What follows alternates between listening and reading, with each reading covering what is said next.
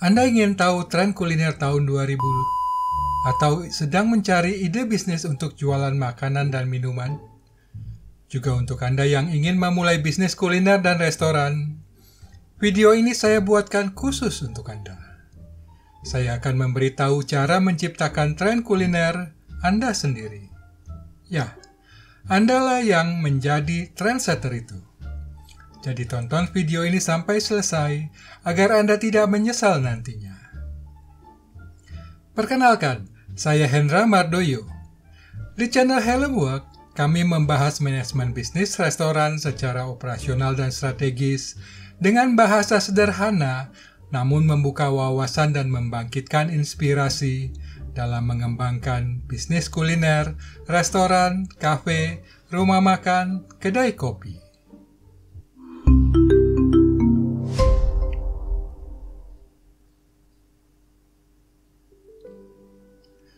Banyak orang mencari tahu mengenai tren tahun mendatang, entah dalam hal model pakaian, warna favorit, termasuk makanan minuman. Kemudian orang itu mempercayai dan mengikuti apa yang disebut sebagai tren. Sesungguhnya, tren hanyalah perakiraan seseorang apa yang bakal populer. Justru, mereka yang percaya dan mengikuti perkiraan itulah yang membuat hal tersebut jadi populer. Semakin masif pengikutnya, semakin terbukti tren itu menjadi kenyataan. Namanya juga ramalan, tidak selalu terwujud. Ada kalanya satu tren gagal naik daun atau layu sebelum berkembang.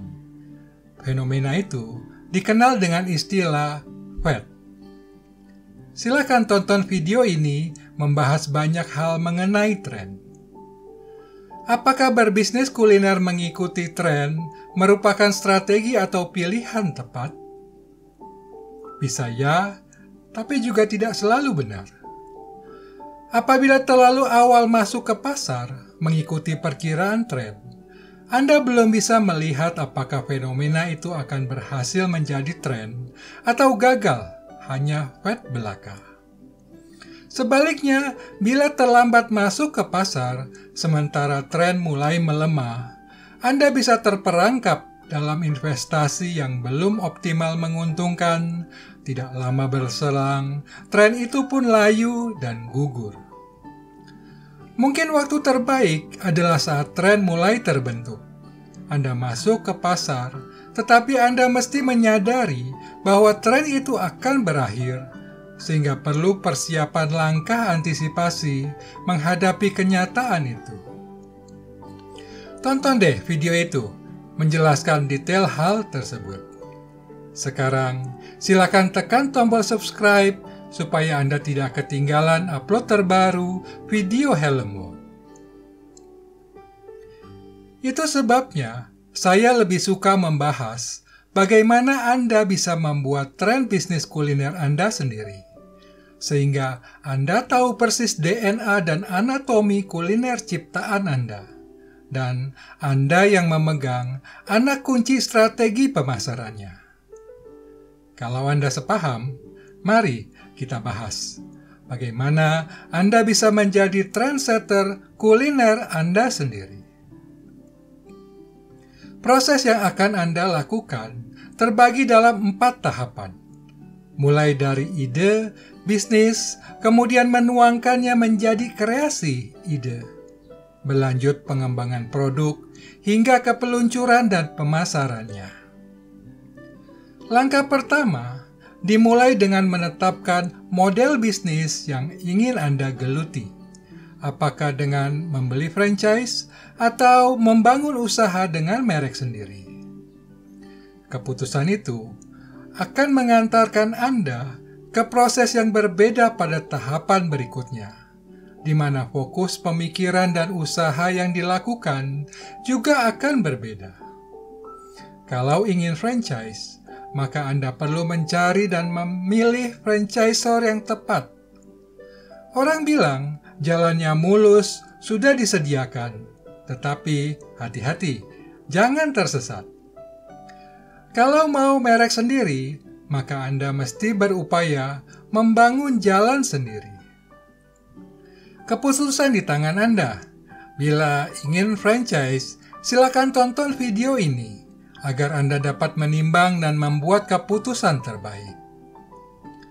Membangun usaha sendiri memberi keleluasaan dalam menciptakan kuliner Anda.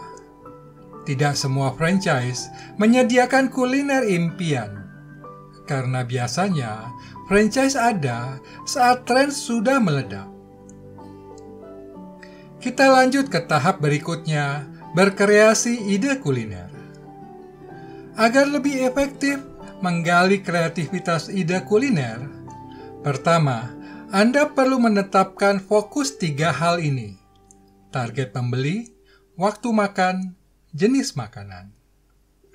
Segmentasi target pembeli secara demografis dan psikografis akan mewujudkan kreasi kuliner berbeda untuk ibu rumah tangga mengurus anak dibanding mahasiswi ekspresif yang suka menarik perhatian. Menu kuliner terbagi waktu makan pagi, siang, sore, atau malam. Seperti makan bubur, enaknya pagi hari, dan makan rujak, enaknya siang atau sore. Sehingga perlu kreativitas ekstra bila mau berjualan bubur malam hari atau jualan rujak di pagi hari. Aneka kuliner dapat dikembangkan tergantung berat ringan santapan, mulai dari makan ringan, makanan pendamping, menu utama, hingga menu penutup. Terbuka peluang untuk Anda garap. Sekarang coba kita tuangkan ke kanvas tersebut. Cara ini membantu dalam melakukan eksplorasi ide kuliner. Katakan Anda ingin memulai bisnis kuliner yang ada di dalam kotak pemikiran itu. Untuk membuka kotak Pandora, Anda perlu merumuskan 3 hal yang tadi kita bahas. Contoh, target customer yang Anda bidik remaja hingga dewasa muda, senang makanan baru dan unik yang belum ada di Indonesia. Makanan ini bisa untuk makan siang hingga makan malam, cocok untuk makan ringan, atau makanan pendamping hingga menu utama. Diskusikan kriteria itu dengan tim atau pasangan Anda untuk menemukan kuliner apa yang paling cocok. Mungkin isi kotak pemikiran Anda adalah seperti ini. Ya, itu adalah taco, makanan khas Meksiko. Pembuatannya sederhana dan belum banyak orang mengenalnya. Jadi terbuka peluang bisnis untuk Anda garap. Selanjutnya saya akan berikan panduan dan tips untuk Anda menyempurnakan temuan ide awal kuliner dari diskusi bersama tim. Pertimbangkan penggunaan bahan baku, karena akan mempengaruhi harga jual dan keuntungan.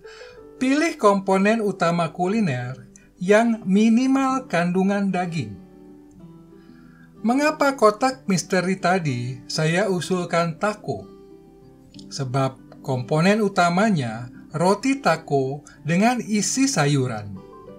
Kalaupun ada daging, hanya sebagai isi penyerta. Penggunaan daging sapi menyebabkan food cost lebih tinggi, membuat harga jual jadi lebih mahal, sehingga mengurangi potensi pemasaran dan menjadikan keuntungan tidak optimal. Bahkan, orang sampai menggunakan alternatif daging sapi seperti daging pipi untuk menekan food cost. Karena itu, dari awal, sebaiknya faktor ini sudah menjadi pertimbangan Anda sebelum memutuskan menu kuliner tersebut. Bahan baku utama tepung bukan hanya lebih menguntungkan, ketersediaan pasokan juga menjadi pertimbangan penting. Berbisnis roti dan kue paling menguntungkan. Di samping berbahan baku tepung, penggunaan ragi membuat roti mengembang semakin banyak jadi porsi yang dihasilkan. Tips berikutnya, Kembangkan kuliner dalam beragam corak, warna, bentuk, dan rasa. Hal ini menjadi daya tarik dan mengundang selera pembeli yang melihatnya. Dengan bahan dasar yang sama, Anda bisa membuat jadi beragam. Berbekal kreativitas teknik mengolah dan menyajikan, Anda bisa menampilkannya secara unik dan khas. Sekaligus sebagai ciri dan identitas merek kuliner Anda, jadi menonjol dan berbeda di antara pesaing. Anda bisa membiarkan customer bebas memilih kesukaan mereka karena harga satuannya sama. Anda menjual dalam kemasan per 6 atau per 12, sehingga pendapatan penjualan jadi lebih banyak tentunya. Sedangkan food cost dapat Anda rekayasa sesuai komposisi variasi produk itu. Anda juga dapat membuat produk kuliner yang sudah ada menjadi berbeda dengan membuatnya lebih besar, lebih panjang, lebih pedas, dan seterusnya. Tetapi saya mesti ingatkan Anda agar melakukannya secara cerdas dan kreatif. Bukan sekedar menjadikannya lebih besar atau lebih pedas secara fisik saja. Justru hal itu akan membuat orang menjadi muak, tidak berselera. Menurut saya, long french fries ini lebih menarik dan menggiurkan dibanding bakso sebesar bola basket tadi. Di samping ada kreativitas dalam membuat long french fries karena bukan produk pabrikan. Dengan membuat perbedaan produk yang sudah ada, Anda bisa menjadi pemilik kategori baru kuliner yang Anda kreasikan. Seperti contoh, roti burger berbentuk bintang ini. Merupakan ciri identitas jualan burger Anda berbeda dengan pesaing, sehingga menjadi pusat perhatian dan topik pembicaraan orang di media sosial. Anda juga bisa menggunakan teknik memadukan atau menggabungkan produk. Anda pasti sudah kenal cronut, hasil penggabungan croissant dengan donat. Belakangan ini, populer croffle, memadukan croissant dalam bentuk waffle. Kalau yang ini masih belum populer, namanya sushi burrito, penggabungan sushi dengan burrito. Coba buat kreasi gabungan makanan versi Anda sendiri. Anda boleh menggunakan teknik memadukan komponen bahan baku makanan untuk penyajian minuman juga. Kalau untuk minuman, nggak usah dibahas deh. Banyak alternatif paduan, bahan baku, dan topping yang bisa Anda kreasikan sendiri. Mulai dari paduan avocado dengan kopi, paduan santan dengan kopi, hingga penggunaan pearl boba ataupun popping boba yang bisa meletus di mulut. KFC dan Hoka Bento memadukan agar-agar konnyaku dalam minuman soft drink. Anda boleh menambahkan bahan baku tertentu ke dalam kuliner kreasi Anda untuk memberi sentuhan rasa, sensasi aroma, atau penampilan warna tertentu, seperti penggunaan bunga kecombrang, rempah saffron, hingga berbagai jenis jamur. Bahkan, ada kreasi yang sengaja membuat kombinasi bertabrakan atau dominasi kontras, seperti kasus bawang putih dalam pasta Death by Garlic. Sekarang saya ingin membahas sedikit mengenai kuliner untuk bisnis restoran. Walau agak lebih kompleks pertimbangannya, tetapi secara prinsip sama saja seperti yang tadi sudah dibahas. Bulan lalu, ada seorang subscriber Helm Walk yang sempat berkonsultasi dengan saya. Beliau ingin membuka bisnis restoran seperti melihat bisnis mereka sukses, selalu ramai, dan buka outlet di banyak kota. Menurut saya, sebaiknya tidak perlu mengikuti atau meniru produk mereka. Karena selama kita berada di bawah bayang-bayang mereka, kita tidak akan berkembang. Sepandai-pandainya meniru mie, tetap saja Anda kalah. Biarlah mereka sukses dengan produk itu, dan Anda bisa menciptakan produk lain. Karena itu, lebih baik saya beritahu Anda teknik product modeling, supaya Anda bisa mengembangkan kuliner kreasi Anda sendiri. Tekniknya sederhana kok. Bedah karakter mie mereka, dan coba Anda modifikasi. Tekstur mie tersebut jadi lebih kering atau lebih lembut. Diameter mie itu bikin lebih lebar atau lebih kecil. Ubah bentuk mie menjadi keriting. Maka Anda akan menghasilkan kategori mie baru, kuliner khas kreasi Anda sendiri. Sekarang, saya minta Anda terapkan teknik modeling itu ke produk taco. Maka Anda akan menjadi trendsetter makanan taco di kota Anda. Itulah yang dilakukan oleh grup restoran skala industri. Mereka melakukan modeling konsep makanan dari luar negeri, kemudian mereka membawa konsep restoran tersebut ke Jakarta.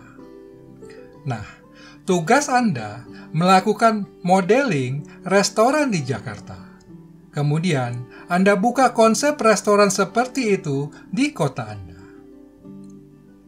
Grup restoran itu sebenarnya hanya ingin memenuhi kebutuhan orang Jakarta, mencoba pengalaman bersantap makanan ala luar negeri yang belum pernah mereka coba.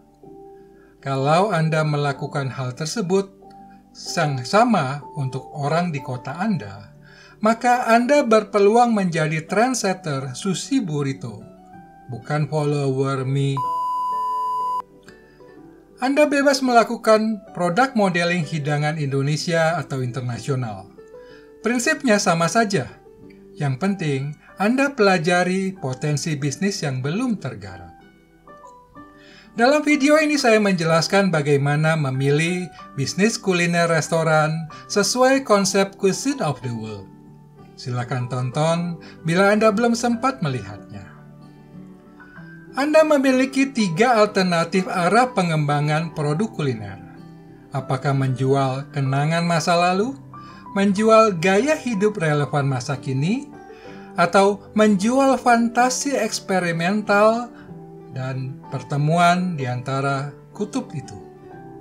Tentu saja pilih yang sesuai dengan target customer Anda.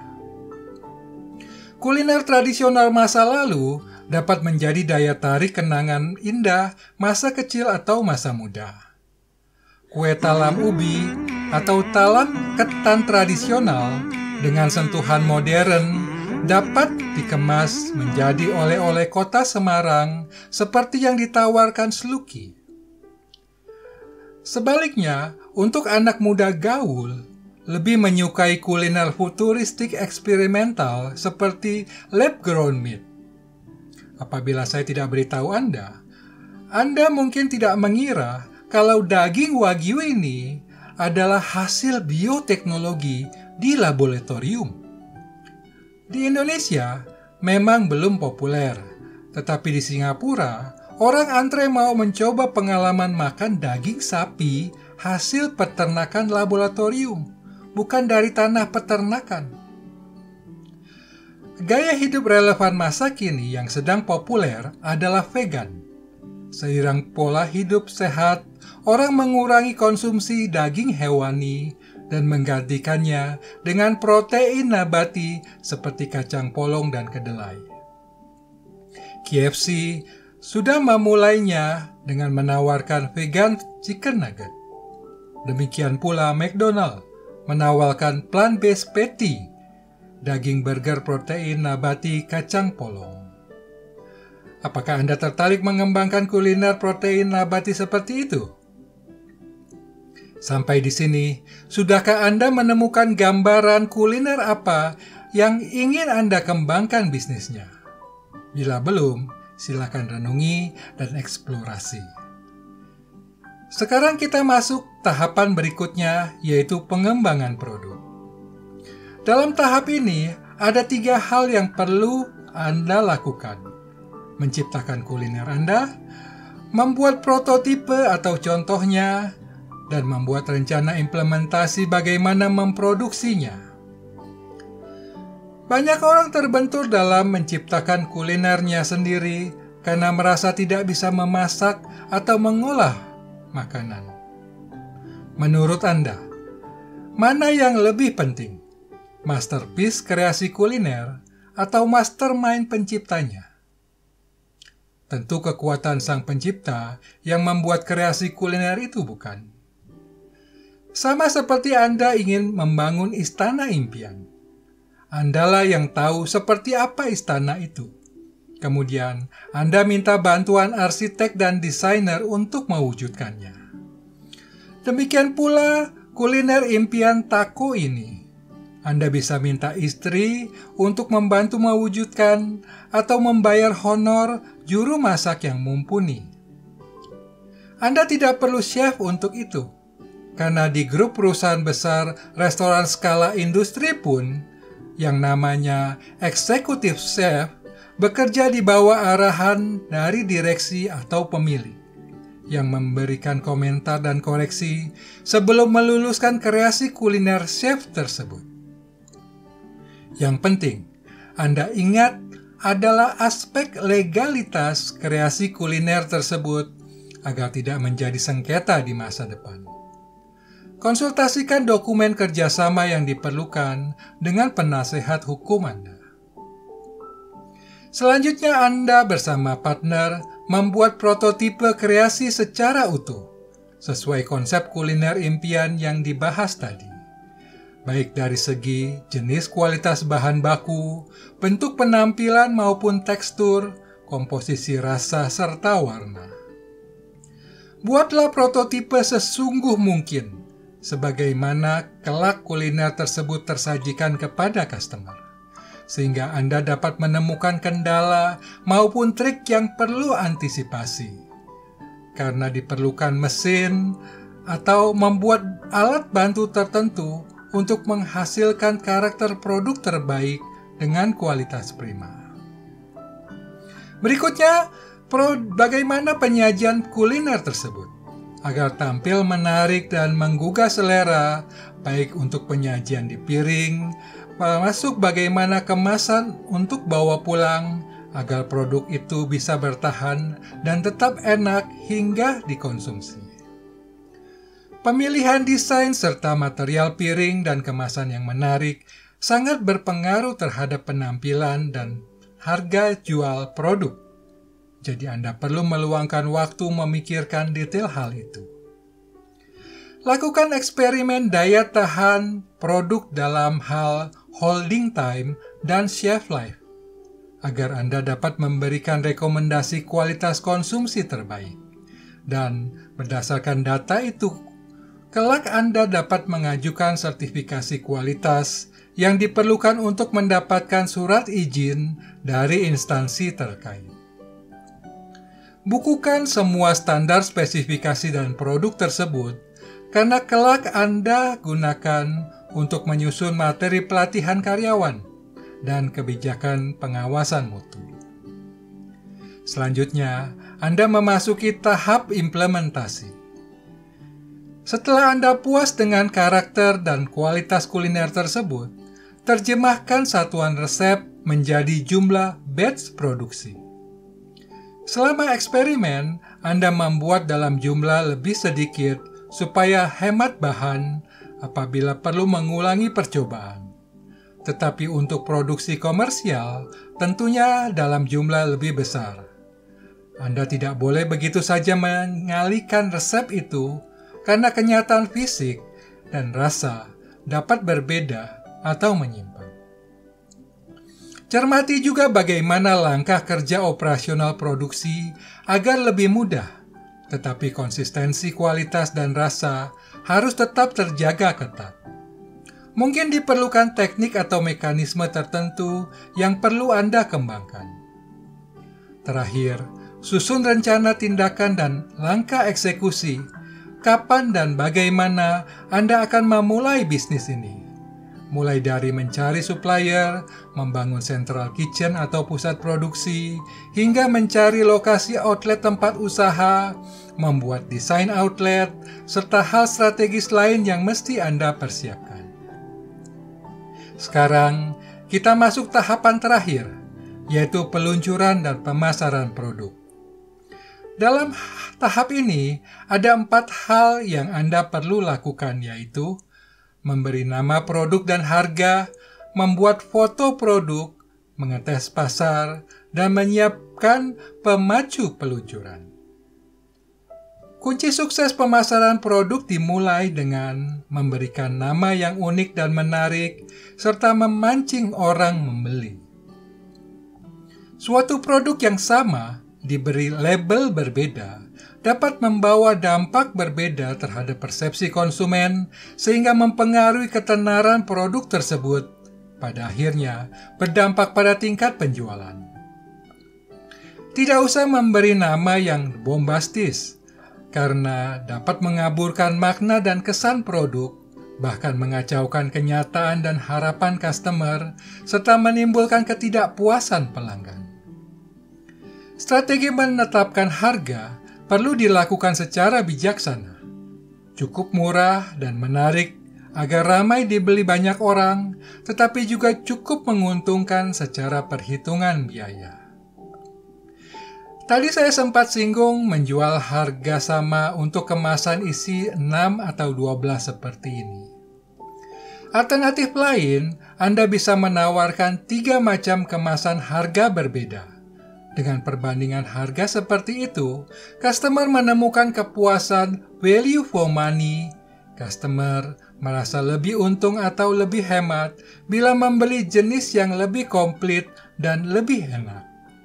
Untuk itu, Anda perlu buatkan produk standar dengan biaya tidak tinggi, sedangkan yang istimewa, Anda buatkan produk dari bahan lebih mahal dan lebih enak. Penataan produk yang apik saat pembuatan foto akan menghasilkan foto produk yang menarik dan menggugah selera, di samping memberi kesan value for money. Tunjukkan nilai keistimewaan atau nilai ekonomis produk sebagai latar depan fokus pengambilan foto. Tidak usah membuat tipuan sengaja memperbesar produk dalam pembuatan foto, tetapi gunakan teknik fotografi tertentu untuk menghasilkan kesan natural. Langkah selanjutnya adalah mengadakan tes pasar. Coba tawarkan produk kuliner tersebut ke lingkungan terdekat Anda, seperti keluarga, kolega atau mitra bisnis, dan orang di sekitar. Bagaimana kesan dan tanggapan mereka? Sejauh mana minat mereka mau membeli? Catat penilaian dan pendapat mereka mengenai kualitas produk dan rasa. Walau demikian, saya perlu ingatkan, janganlah Anda terlalu khawatir dengan penilaian negatif yang mereka berikan. Kadang kenyataan di lapangan tidak seburuk itu. Orang bilang penghambat kesuksesan justru mereka yang berada dekat dengan Anda. Tujuan melakukan sampling adalah untuk antisipasi hal yang mungkin belum atau terlewat Anda pikirkan dan pertimbangkan. Dari sana, Anda bisa bergerak meluncurkan produk kuliner itu ke pasar. Mulai dari lingkup kecil atau skala terbatas untuk pemanasan karyawan bekerja. Kemudian, seiring bertambah kemapanan produk dan penjualan, Anda dapat melebarkan sayap lingkup lebih besar dalam jumlah lebih banyak. Anda perlu tanggap mengamati, menilai, dan memperbaiki kualitas kuliner dalam hal operasional produksi dan penjualan. Media sosial merupakan sarana penting untuk memperkenalkan produk secara masif. Karena itu, Anda perlu menyelaraskan kemapanan produksi dan penjualan dengan aktivitas publikasi di media sosial, agar semakin banyak orang mengetahui dan menyukainya. Secara berkala, lakukan promosi penjualan agar produk kuliner Anda menjadi topik perbincangan di antara pengguna media sosial. Hal ini akan membuat merek dagang Anda semakin dikenal dan dihargai. Penjualan secara online melalui Tokopedia, Shopee, Gojek, dan sejenisnya tidak kalah penting untuk Anda garap. Karena itu, buatlah program distribusi penjualan yang terarah.